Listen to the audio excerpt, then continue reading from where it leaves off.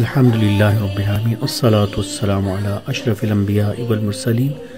میرے پیارے بھائی اور بہنوں، اپنے مختصر ترین دورہ فلسطین میں عظیم صحابی رسول عاشق رسول جناب سیدنا شداد بن اوس رضی اللہ تعالی عنہ کی بارگاہ میں حاضر ہوں اور آپ کے قدموں میں کھڑے ہو کر دعا کروں گا۔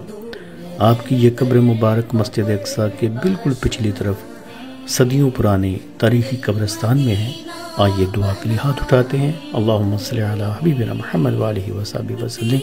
یا اللہ، عظیم صحابی رسول کے قدموں میں کھڑے ہو کے یہ فقیر تیری بارگاہ میں ہاتھ بلند کرتا ہے۔